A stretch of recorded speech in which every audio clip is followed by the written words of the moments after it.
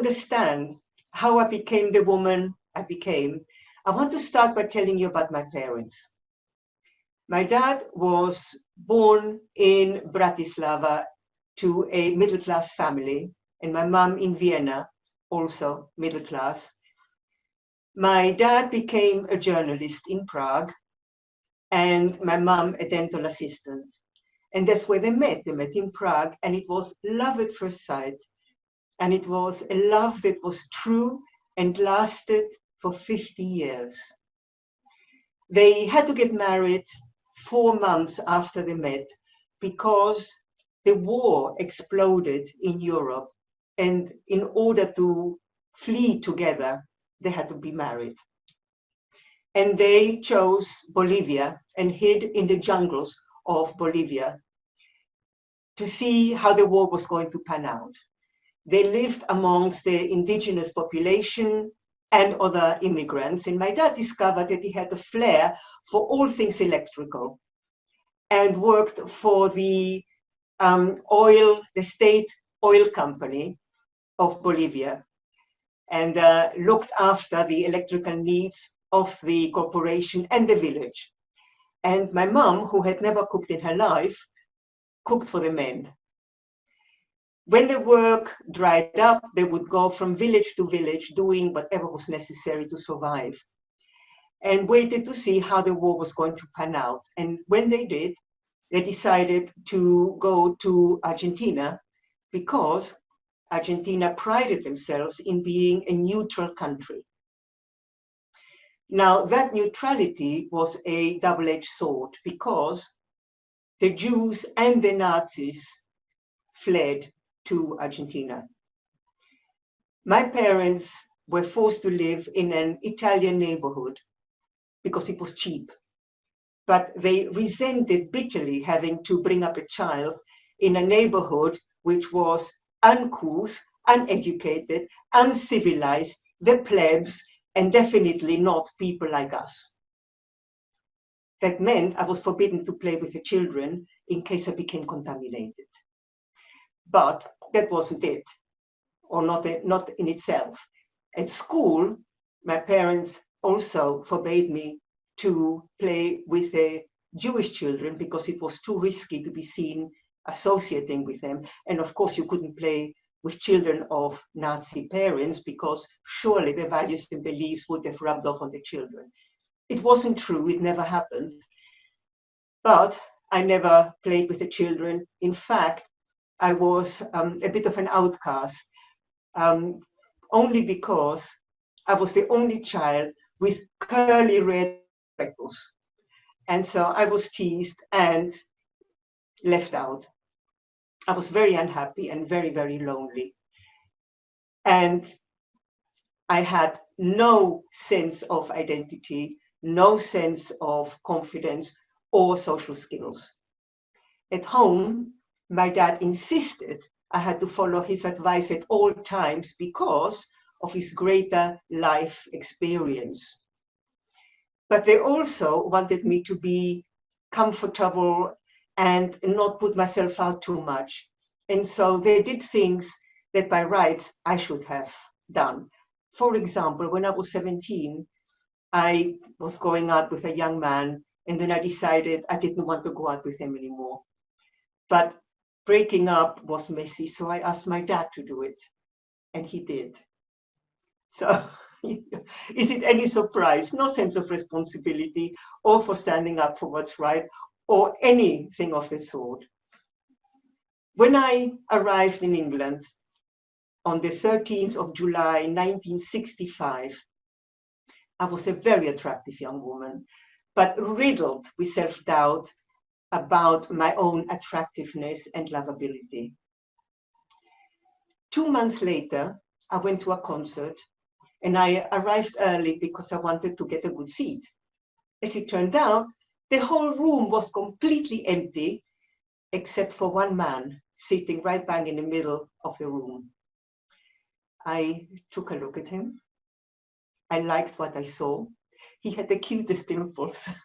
So I plonked myself right next to him. Can you imagine all the social taboos I was breaking? I had no idea. I'd only just arrived from Argentina. Anyway, he looked a bit startled, and I engaged him in conversation. He didn't say much, but I spoke enough for the two of us. But one thing I didn't like about him, his hair, I deemed it to be too long. It went all the way to the top of his shirt collar. And so I decided that if I got to know him any better, I would make sure he got his hair cut. Sounds funny, sounds hilarious. Yes, maybe. But actually, that was from the very beginning, I judged him to be not good enough and decided to change him. Something that I carried on. But I also decided I wanted to see if I could make him fall in love with me, because I wanted to prove to myself that I was attractive and lovable. Unfortunately, I succeeded. I followed all the tricks of the trade that young women use, from reading women's magazines about how to get your man, and he didn't stand a chance. Now, Jim was 10 years older than me. He was 30, and he had actually never had a relationship. He wasn't gay, he just wasn't interested. There are people like that are just loners by nature and happy to be like that. But when I barged into his life, he just never stood a chance. So we got married 4 months after we met. I wanted a marriage like my parents had because they adored each other. What I got was exactly the opposite.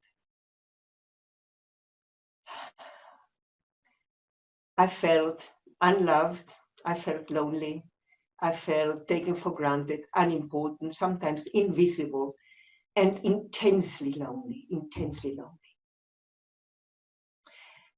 In the beginning, I blamed him for my unhappiness. I blamed him for everything he said or did and for everything he didn't say or do. But none of it made any difference. And so I went into denial. And denial looked like, oh, it's not so bad.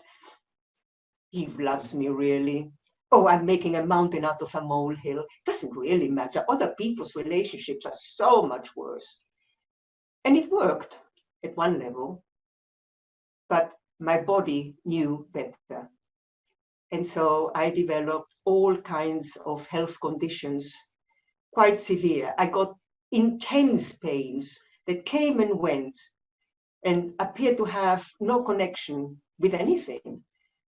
The worst was one in my leg where the pain was so intense that I ended up walking on crutches for the best part of a year. I had various episodes of clinical depression, and I was given the Valium, the miracle drug at the time. But the real miracle was that I didn't become addicted. And I also developed the most potentially dangerous condition of all, bulimia, the eating disorder. And all I know is that the only reason I'm standing before you today is because I didn't want to die. I was 54 years old when I met a man called Alan. And Alan became my life coach for a very long time.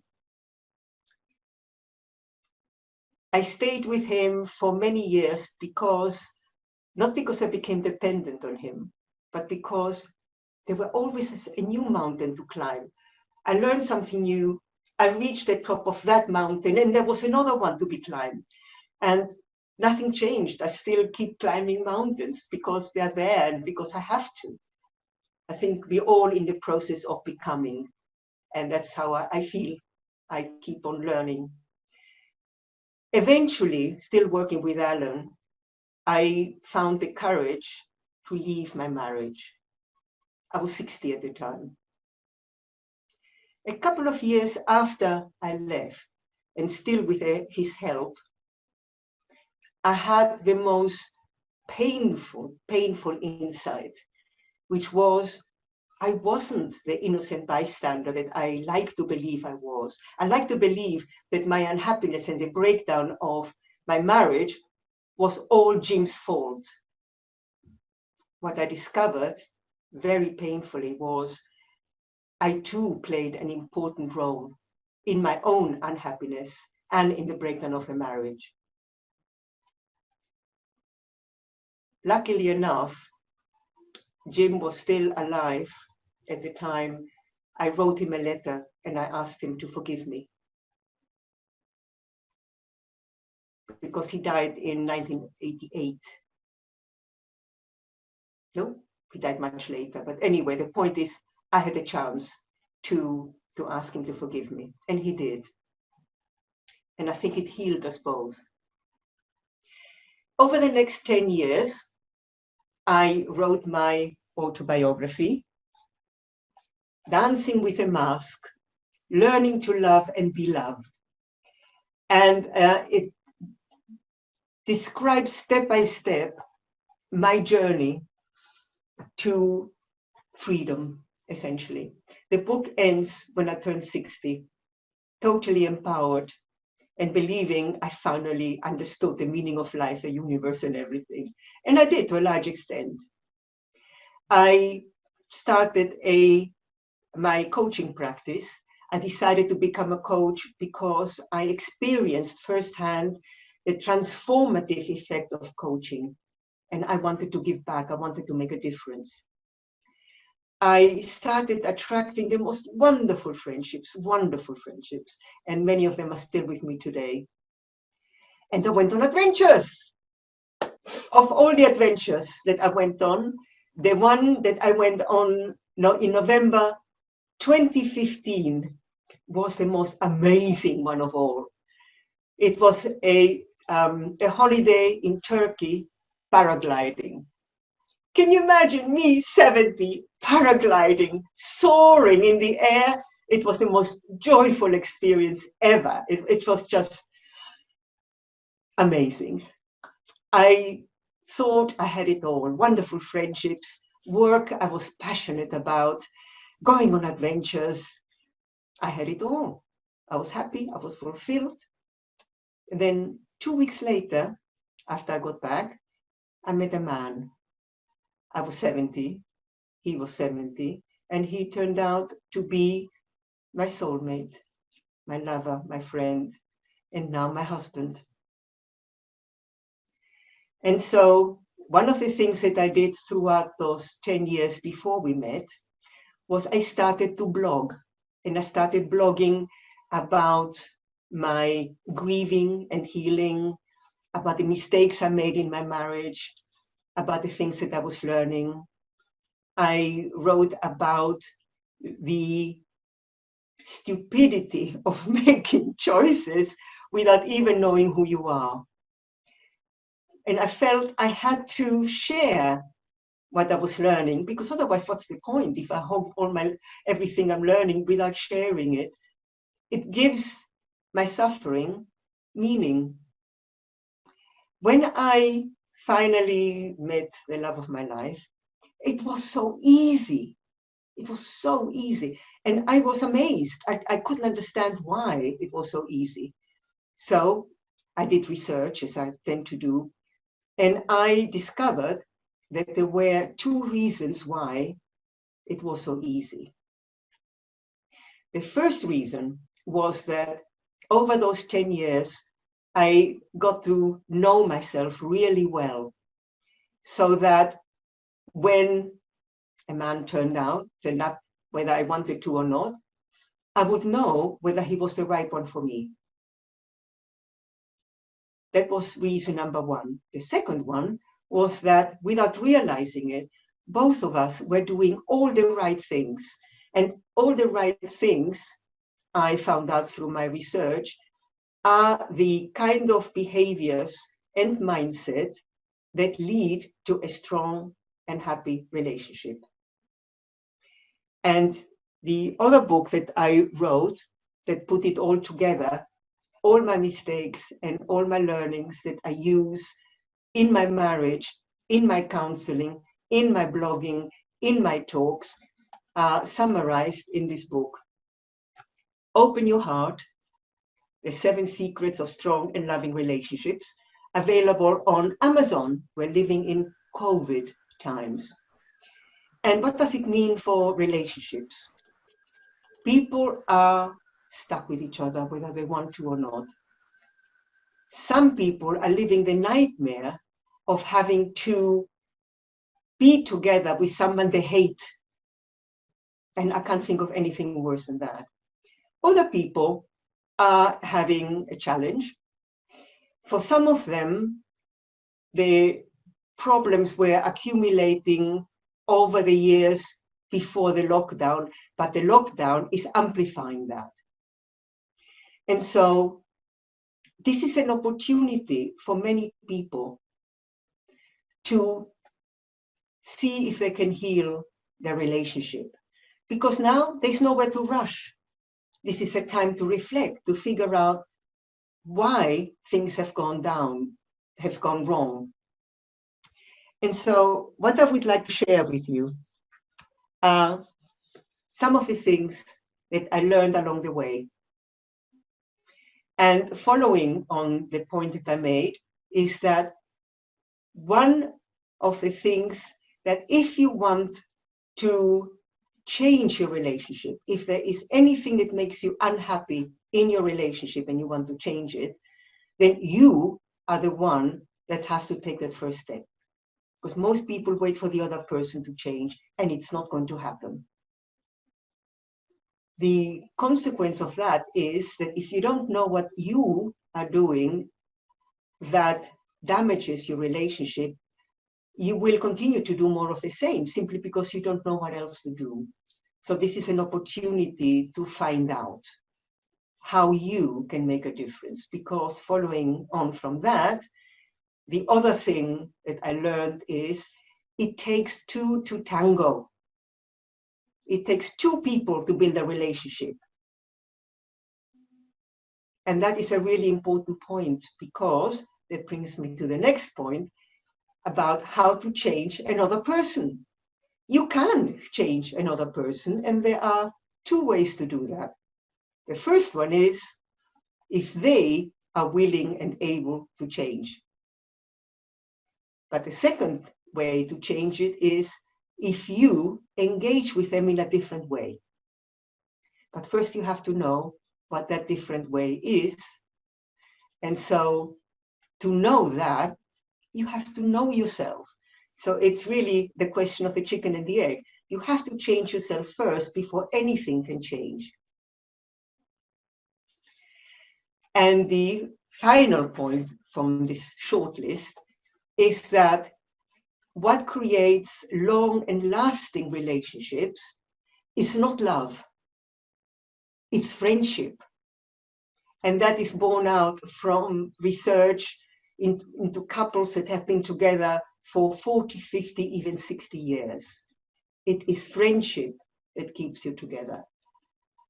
And so the other thing that you need to learn, if you don't already know, is what exactly do you need to build friendship in your marriage?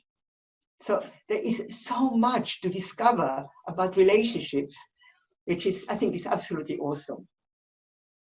Okay, I think I've spoken long enough, and I would like you to do something, a little exercise. And it's about COVID. We are now stuck in a situation not of our making. Life has slowed down. We have stopped running. There is so much time to reflect and to learn if we allow it.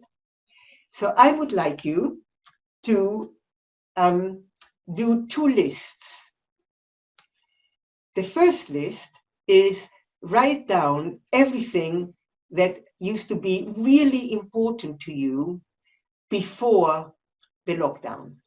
I would then like, once you have a list of all the things that mattered to you before the lockdown, and then cross off the things that you don't regard as important anymore. And the second list is to write down everything that you learned matters to you since the lockdown.